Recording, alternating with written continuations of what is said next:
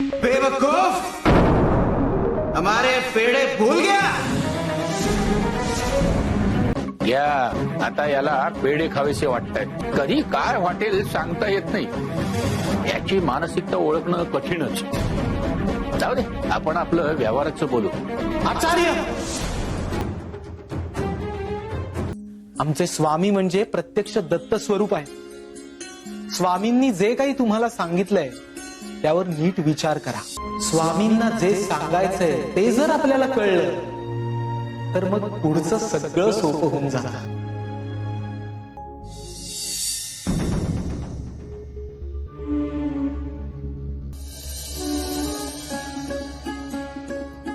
स्वामी, क्षमा करा मला स्वामी. मी आपलं देणं द्यायला विसरलो. अहो काय डोकं फिरलंय की काय तुमचं? अहो या बुवाला तुम्ही पहिल्यांदाच भेटताय ना, मग तुम्ही याचं देणं कसं काय लागताय? काही वर्षांपूर्वी मी पोटशुळाच्या व्याधीने गांजून गेलो होतो आणि नरसोबाच्या वाडीला जाऊन श्री दत्ताला नवस बोललो होतो. माझा पोटशूळ जाऊ दे, मी तुला 1.25 रुपयाचे पेढे ठेवीन, पण माझा पोट विकार बरा झाला स्वामी. पण मी नवसाचं विसरून गेलो स्वामी. मला तुम्ही माझ्या नवसाची आठवण करून दिली स्वामी. मला क्षमा करा.